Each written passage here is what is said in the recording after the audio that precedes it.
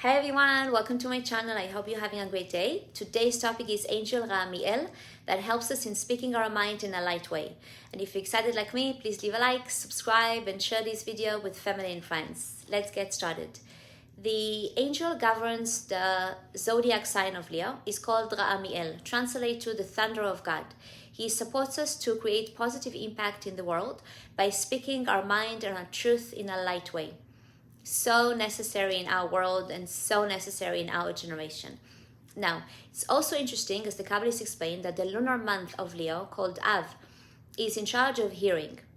And as you know, my other passion other than working with angels is interpersonal communication, that we are usually so focused on when to speak and what to say, but I can guarantee you that it actually starts with what is it that you hear way before you start speaking. A teacher, Kabbalist Rav Berg, that was a true Leo, was a true role model of being able to hear people's souls and not just their logic or ego. How can we do that? In my one-to-one Kabbalistic communication coaching, we learn and practice few techniques, which I will share one of them here today. And to really make it practical, I would love if you can please choose one person in your life right now that presently behaves in a way you're not happy with, where it's difficult for you to communicate with this person and change it. Please write down a concrete behavior. What is the one thing they do? Please. An answer of, he has a big mouth. The question wasn't what's the size of his mouth. We normally give an evaluation that implies wrongness. We've been so trained to think this way that sometimes we can't separate facts and opinions. All we see is our enemy image, whether it's an individual or a nation. We don't see a behavior, we just see our enemy image. An answer of, he talks too much is a judgment. I ask for an observation, not a judgment. This is how the opponent speaking people think, which didn't make resolving conflicts too easy, while they think there is such a thing as just the right amount of everything. In order to answer what does this person does, we need to separate the behavior from the judgment. An answer of, he thinks he's the only one that has anything worth saying. You're telling me what he thinks. He thinks is an evaluation of what you think going on in his head. I'm asking, what does he do? He wants to be the center of attention all the time. Again, a judgment or a diagnosis of his motives. Even if it's accurate, it's still a diagnosis. The question is, what does he do? The philosopher Christian Marty said, to observe without evaluation is the highest form of human intelligence. This is what it means to communicate in a light way. Most of us were taught to think and communicate in these enemy images. Immediately, right, wrong, normal, abnormal, good, bad, appropriate, inappropriate. Words as blames is a judgment that is already putting an evaluation. The one who blames usually doesn't see himself as blaming. He really feels and thinks he's calling attention to the fact or educating. If you have the word blame in your consciousness, it's going to change the whole energy when you approach the person because you're making a judgment on them as blaming. My teacher, Kabbalist Rav Berg, said, when you express yourself, don't think in terms of, I just said something. The Kabbalists use the word expression in terms of only when I shared something. When I express myself to you, if I'm angry, I didn't share anything. Therefore, it doesn't call an expression. What does it call? Anger, not expression. Kabbalistically, what does it mean, anger? The vessel, us, our ego, is talking, not the light of our soul or the light of the Creator through us. Only as we say light of wisdom, which is a result of restriction over our reactive nature, is pure expression, meaning has no anger. A true expression is when you're sharing something. To share, to influence, you must care for your counterpart and not just speak up from your personal lack or fear. Because guess what? Then you're coming to take. You're not coming to share. Doesn't matter what you say. It's really never what you say, only how. According to the Kabbalists, the purpose of this world is to permit us, humanity, to be able to express ourselves, to be able to share with each other. That was the original idea when this world was created. We, humanity, wanted to be like the Creator. What does the Creator want? As it says in Aramaic, le'tiv lenivrav, meaning to be able to express himself, his endless light. How do you know if he's expressing himself or not? No ego. True channel. It's not personal. Can be about the speaker. Also, when you listen with your soul, it's impossible to hear any criticism, harsh marks, or insults.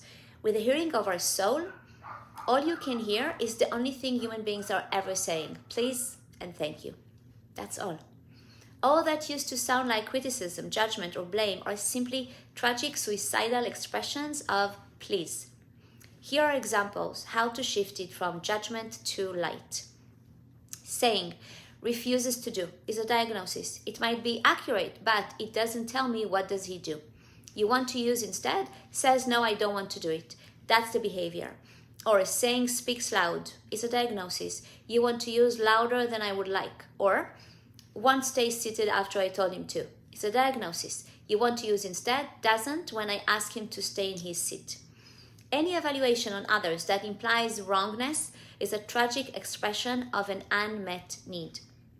Tragic because it decreases the likelihood that we will get what we want, even if we don't say it out loud. Even if we just think it, it decreases the likelihood of getting what we want and increases violence. We need to learn a need consciousness. That's how we evaluate a non-violent communication. We evaluate from the heart. We don't morally judge the person for what they did. We judge whether it's serving life or not, because needs are our direct connection with life. And that requires two kinds of literacy: feelings and needs.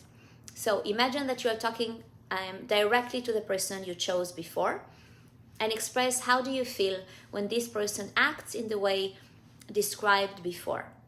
When you do this, I feel, please write down how do you feel when that person does what you wrote down before, please. Answers as anger, anxious, impatient, hurt, disappointed, scared, frustration, intimidated are all diagnoses, not a feeling. Be careful of words that are more descriptions of what you think they're doing to you. I feel misunderstood, used, manipulated, judged, criticized, ignored.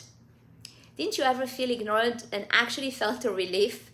So words like that say very little what's alive in you. They say much more how are you interpreting the other person's behavior. And above all, never mistake the word rejected as a feeling. I feel rejected. That's not a feeling. That's a suicidal interpretation. Betrayed, same as intimidated or ignored. It's more a diagnosis of the person than a feeling. I feel hurt because you're not listening to me. When you follow the word feel with the words because I think, anytime you're thinking, your chance of getting what you need is greatly decreased, especially that you follow the word think with the word you. It's a defense, aggressive reaction.